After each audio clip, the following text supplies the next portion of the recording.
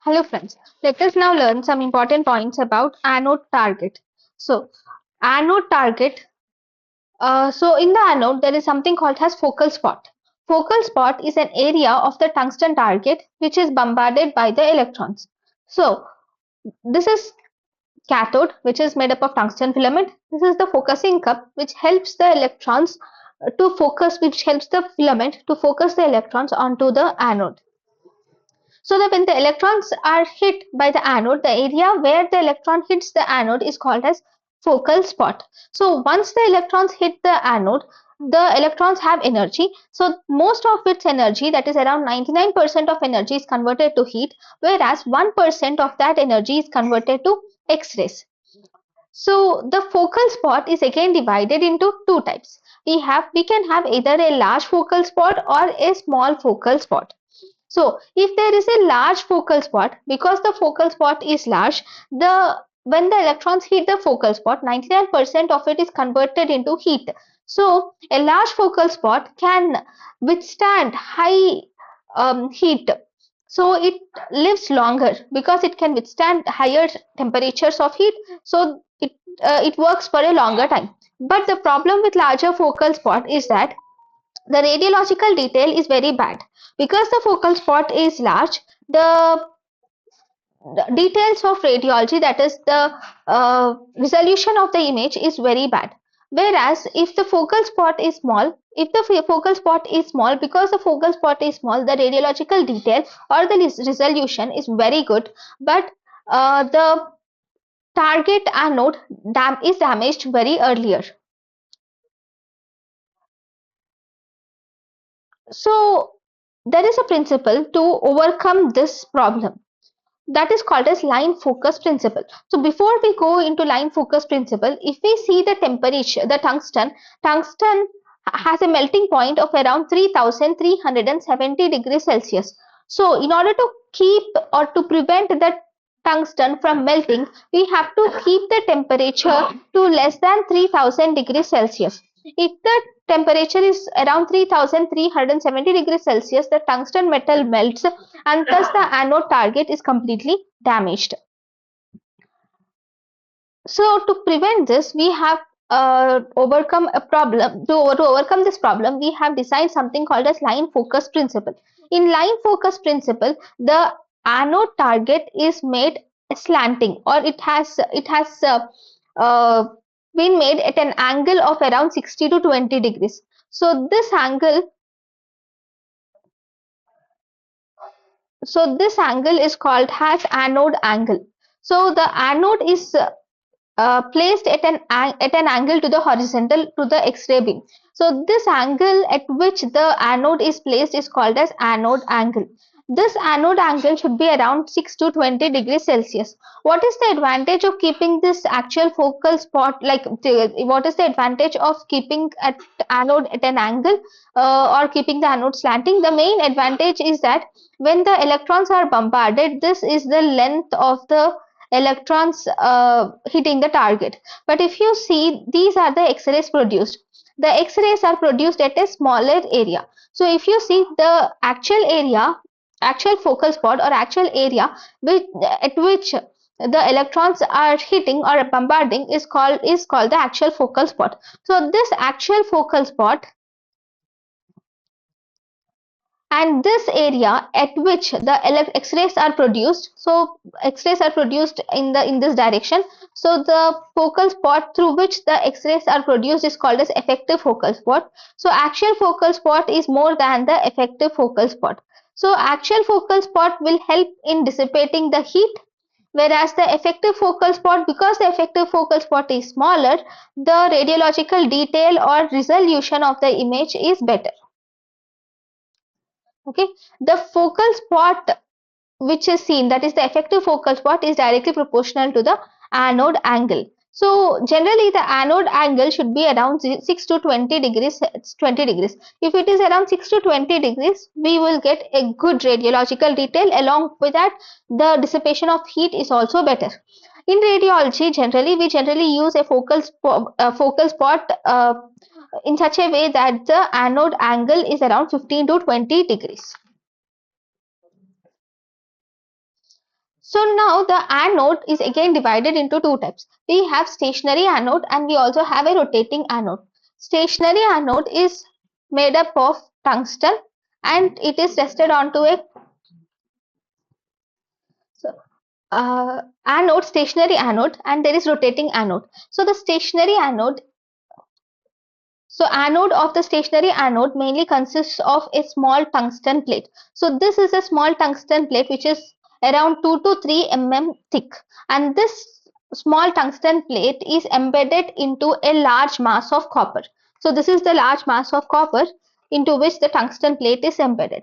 So the tungsten has an atomic number of 74 and its sign is W, and it has an atomic number of 74. Because it has a high atomic number, so it can produce X-rays very efficiently. And also, as we have already seen previously, that the tungsten has higher melting point of around 3370 degrees Celsius. So because of this high melting point, it can withstand the temperature and it can also absorb and dissipate the heat. One more important thing is that this tungsten is actually a square. It is made up of a square with each side of the tungsten will have a diameter of more than 1 centimeter, and the angle at which this tungsten anode is placed is called as anode angle, and it should be around 15 to 20 degrees Celsius. 6 to 20 degrees Celsius is the ideal anode angle. In radiology, for diagnostic purposes, we generally use an anode angle of around 15 to 20 degrees. 15 to 20 degrees. So this tungsten has a high melting point. So this high melting point will help to withstand the heat, because when the electrons are hit onto the target tungsten, 99% of the energy is converted to heat.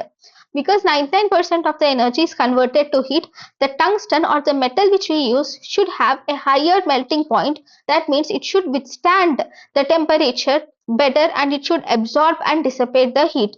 So we use tungsten, which is a better absorption, which is a good material for better absorption of heat. So if we see, this tungsten is bounded to a larger copper anode. So this small tungsten target is bounded to a larger copper anode. Why? Because tungsten, though it can withstand heat well, but it cannot withstand repeated exposures. So if the tungsten is provided heat from repeated exposures, then it is very difficult for the tungsten to withstand the heat and it easily melts or it will degrade. So to prevent that, we have attached this tungsten to a larger copper anode. So this copper anode is actually a better conductor of heat. So actually copper is better conductor of heat better than tungsten. So the conduction of heat property is more for copper when compared to tungsten. So as a result, we have added a massive copper anode to a smaller tungsten target to generate the present stationary anode. So what happens is that because of when the electrons bombard or hit the tungsten target, heat is generated. 99% of heat is generated and only 1% of X-rays are produced. So this heat is transferred to the copper anode, and this copper anode easily and efficiently it dissipates the heat away from the tungsten. Because copper is a better conductor of heat, it pulls the heat, or it takes the heat, or it drives the heat from the tungsten into the copper anode, and thus the tungsten will cool a little bit so that it can repeatedly exposures can be possible. So if you see, one more problem with this using tungsten and copper is that the tungsten, as we have already seen, the melting point of tungsten is around 3370 degrees Celsius, whereas the melting point of copper is around 1070 degrees Celsius. That means copper has very low melting point than tungsten. So copper has more, or it is a better conductor copper is a better conductor than tungsten, whereas copper has lower melting point than tungsten. So because of this low melting point, though it is a better conductor, if the tungsten heat, if the heat or if the temperature in the copper increase around becomes 1070, the copper anode starts to melt. So this will again cause degradation of the uh, anode. So to prevent that, the tungsten should be made thicker or larger or thicker in such a way that the temperature by that the heat when it reaches the copper anode, the heat that reaches the copper anode should be less than 1070 degrees Celsius.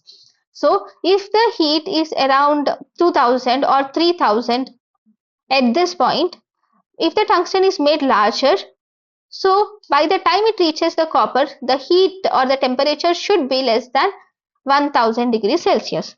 So in this way, the copper can easily conduct the heat which is less than 1000 degrees Celsius away from the tungsten anode, cooling the tungsten anode and thus allowing the tungsten to work properly. And also because the tungsten will work so that it allows only 1000 degrees of heat to go to the copper. So as a result, copper will not melt and it will also help in better dissipation of heat.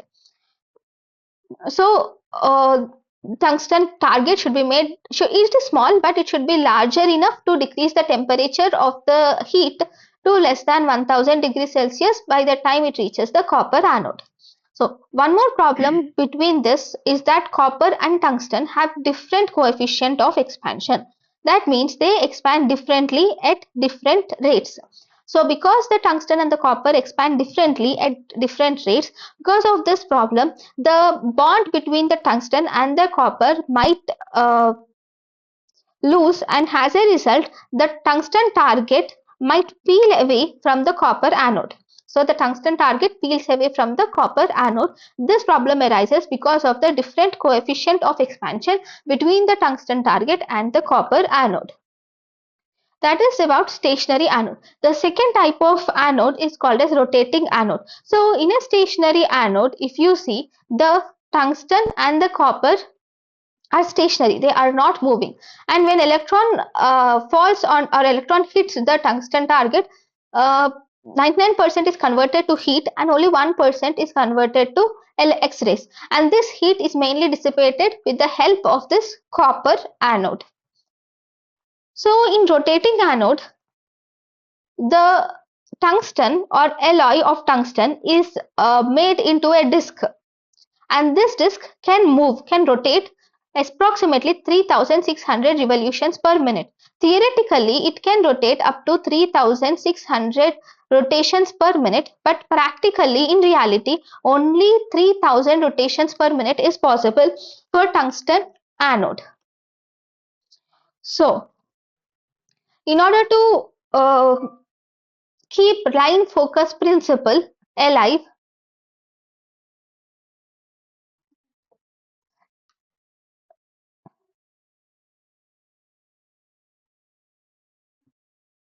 okay, in order to keep the line focus principle alive, in order to keep the line focus principle alive, we have made this is the tungsten disc, we have made the edges of the tungsten disc beveled, that is at an angle. So here it looks like this, so there is beveling and this is one more disc. So there is edges of the tungsten disc are made beveled. This is similar to the anode placing at an angle of around 5 to 20 degrees or 15 to 20 degrees anode angle. So to keep the line focus principle alive, we have made the anode angle beveled, that is the angle of this bevel is equal to the anode angle, which is around 6 to 20 degrees Celsius. So when this is the this is the cathode, that is filament, tungsten filament with focusing cup. So when the electrons from the tungsten filament hit the target anode is again beveled. So this is the actual focal spot and these are the X-rays which are produced, which is the effective focal spot. The effective focal spot being smaller than the actual focal spot, the radiological detail or the resolution is better, whereas the actual focal spot is larger. So as a result, heat dissipation is better. So once this electron has hit here, because the anode rotates, it has rotated.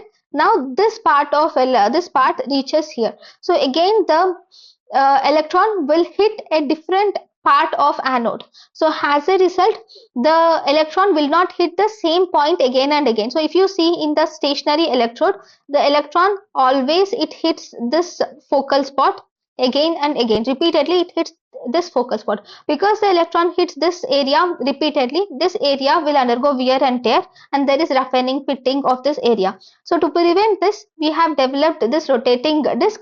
So in the rotating disc, initially, if we have given some clockwise rotations, initially this part, that is the 6 o'clock position or sixth area is exposed to electrons.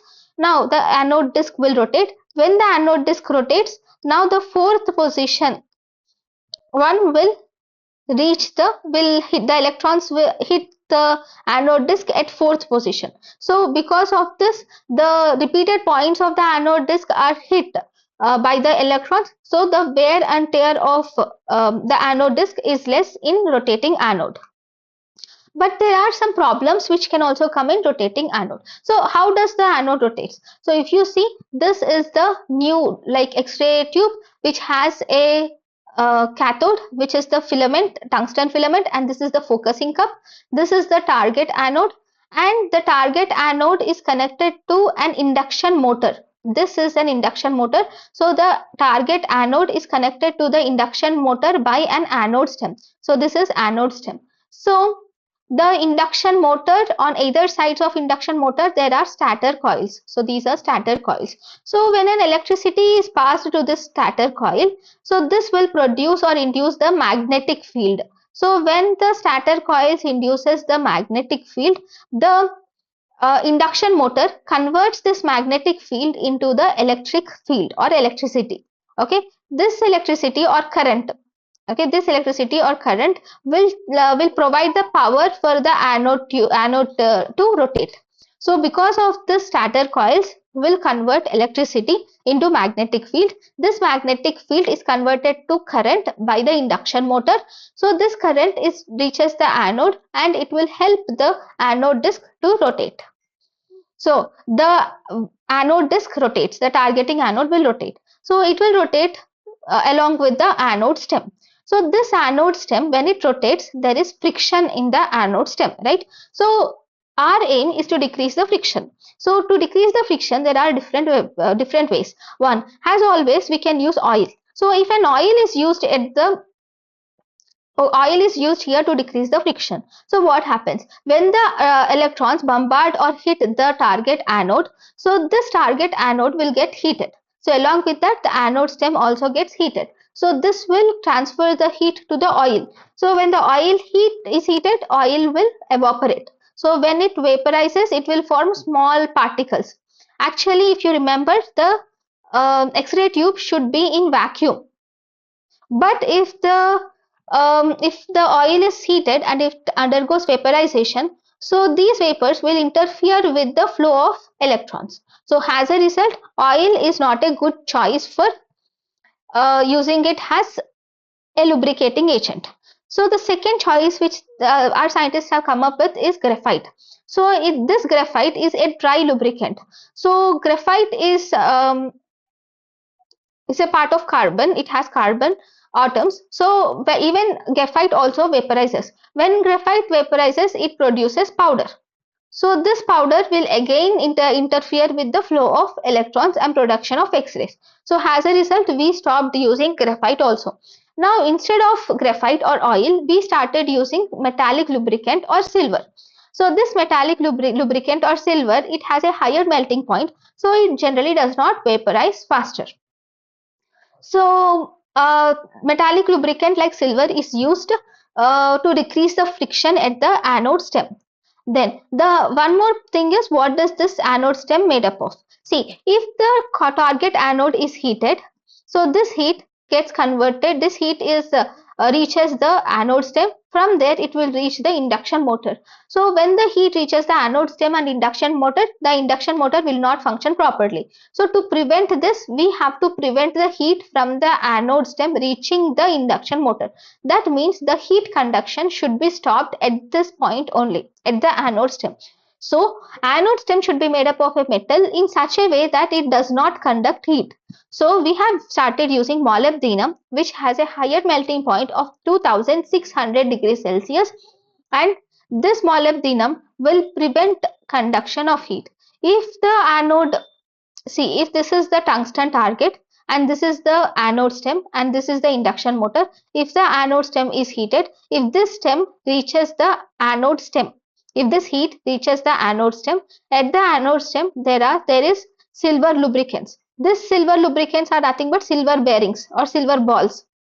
Okay, when the heat reaches the silver will melt and it will start sticking the anode stem and it will prevent the anode to rotate. So that is one problem. And if this heat reaches the induction motor will not function properly. That is the second problem. So to prevent this, the anode stem is made up of a metal called as molybdenum, which prevents the conduction of heat. So the next important thing is about the length of the anode stem. So when the length of the anode stem is more, the inertia of the tungsten disc is more. If the inertia of the tungsten disc is more, then it will rotate less. It will take more time to rotate. So revolutions or rotations per minute decreases. So in order to decrease the inertia so that it can efficiently rotate, our aim is to decrease the length of the anode stem. So our main summary is that the anode stem should be made up of molybdenum and it should be as small as possible. It should be as small as possible. So, what happens if there is repeated exposure of electrons onto the target anode? When there is repeated exposure of electrons onto the target anode will produce pitting and roughening of the anode occurs. There will be shallow grooves or slits which are produced in the anode. This occurs due to thermal stress. That is, when electrons are repeatedly hit the anode, heat is produced. This heat will melt the anode at that point. When electron is hit here, this part, there is small melting of the anode. So like that, when the anode melts melts little by little, so this will result in production of the pitting or roughening of the anode. What happens if the anode is roughened? So imagine this has a pit. When there is a pit, so the electrons are focused onto this anode and X-rays are released. The X-rays which are released, the X-rays released are scattered in different directions. So because the X-rays released are scattered in different directions, they will not reach the output of the tube. So this will decrease the quality of X-rays. So the X-ray output decreases and also the quality of X-rays also decreases. So to prevent the roughening or pitting of an anode, we have designed a metal which is 90% tungsten and 10% rhenium. Because of this tungsten with rhenium combination is a heavy metal and it will provide good thermal capacity. So this will decrease the pitting and roughening of anode.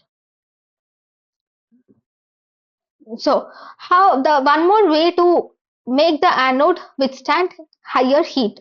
One more way to make the anode withstand higher heat is to increase the temperature, increase the speed. So now the anode is rotating at 3000 to 3600 rotations per minute. If the speed is increased, that means the anode will withstand more temperature. So to increase the speed, that is to increase the speed to a target of 10,000 rotations per minute, we have few problems. One is friction at the anode stem. There can be the friction at the anode stem. So this friction at the anode stem is reduced by using silver bearings. So silver bearings will reduce the friction at the anode stem.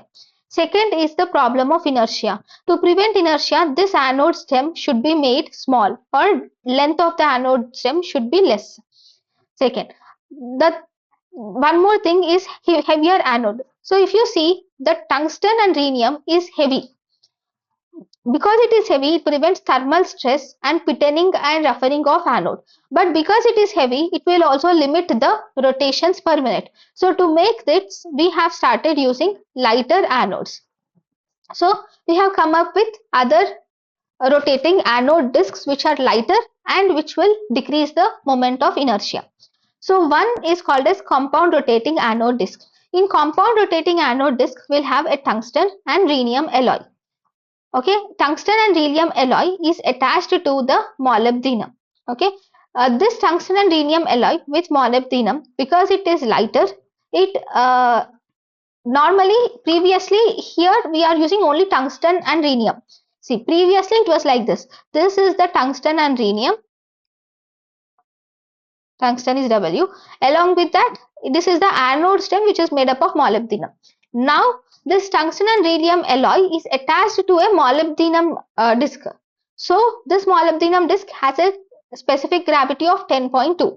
So, overall, this will reduce the moment of inertia and make this compound rotating anode disc lighter than the tungsten disc. Next, there is one more type of disc which is called as laminated disc. In laminated disc, the tungsten and rhenium, instead of attaching to molybdenum, here tungsten and rhenium is attached to molybdenum in compound rotating anode disc. In laminated discs, the tungsten and rhenium alloy is attached to the graphite carbon. This graphite does not at all conduct heat. It is a poor conductor of heat. So as a result, the moment of this is lighter also when compared to molybdenum. So overall, it decreases the moment of inertia by 50%. Then recently, the tungsten and rhenium alloy, into this tungsten and rhenium alloy, scientists have introduced grooves or slits. So these grooves or slits will allow the tungsten and rhenium alloy to expand when the metal is heated, and thus it will decrease the thermal and mechanical stress. So this is the important points about the anode disc. Thank you.